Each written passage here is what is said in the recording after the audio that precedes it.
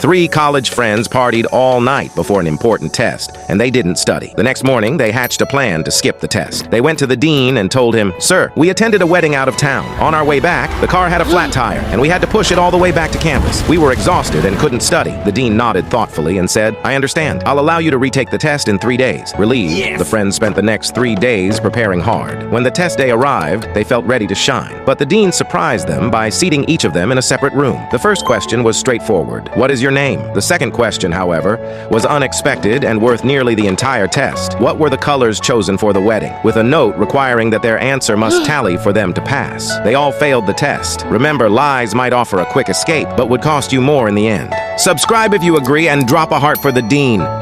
A man dreamed of joining the army, but his family wasn't happy. His wife worried, "What if my husband doesn't come back like my father?" His young son, however, prayed every night, "God, I don't want my daddy to go away." As the father progressed through the enlistment stages, hope in the family dwindled. He was now at the final screening, and enlistment seemed certain. One day at school, the boy looked distant. His best friend noticed and asked, "What's wrong?" The boy replied softly, "My dad's going to join the army. Mom says he might not come back." His friend whispered, "Don't worry, we can share my dad." Their teacher overheard this and was moved to tears. That evening, she discussed it with her husband, a senior officer reviewing enlistment applications. She pleaded, "Is there any way to stop this?" He sighed, "Rules are rules, but I'll see what I can do." Days later, the father received an email. "We regret to inform you that you did not meet the requirements. However, a clerk position at the base is available." He was disappointed. When the boy heard the news, he was thrilled. The next day, he told his best friend, "My dad was rejected." His friend smiled, "That's great, but can we still share my dad? Your disappointment might be someone else's blessing. Subscribe if you agree." A man bought a car and often gave his friend a ride to work. Every morning, they passed a homeless beggar. The man would stop and hand him $1. One day, his friend asked, "Why do you care so much about this man? He's a homeless beggar. He can't do anything for you." The man simply replied, "The good that men do finds its way back to them." His friend scoffed and mocked the beggar. This routine continued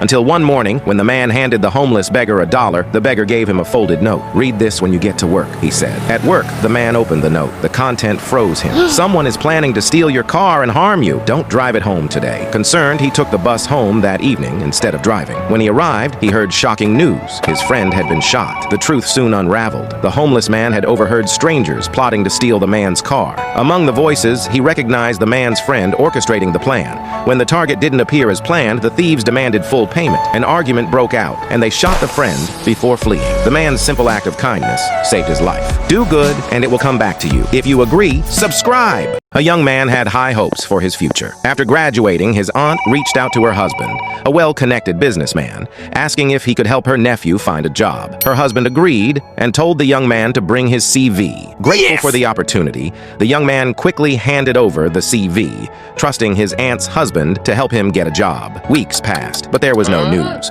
Whenever the young man followed up, his aunt's husband would reply, "These things take time. Be patient." One day, while visiting their house, the young man went into the study to grab his jacket. That's when he saw it, his CV, untouched, exactly where he had left it weeks ago. Confused and hurt, he realized his aunt's husband hadn't even taken it with him. Later that evening, his aunt called her husband to ask about the CV. Over the phone, the man confidently said, "Oh yes, I submitted it weeks ago." The young man stood frozen, holding the very document his aunt's husband had claimed to submit. Staring at the CV, he was unsure of what to do. Should he expose the lie and risk damaging his aunt's trust in her husband, or walk away silently to preserve their marriage? A man was a father of 2, living a quiet life in a small town. One evening, his life was shattered when a drunk driver ran a red light and killed his wife and youngest child. The driver was arrested and sentenced to 10 years in prison. The man was left to raise his son alone, consumed by grief and anger. Years passed, but he couldn't let go of his hatred. He blamed the driver for every struggle he faced. One day, the man received a letter from the driver. It read, "I can't undo what I've done, but I'm truly sorry. I pray you'll find it in your heart to forgive me." Furious, he crumpled the letter. "Forgive? You took everything from me." Months later, his son collapsed at a football game. At the hospital, doctors told him his son needed a kidney transplant,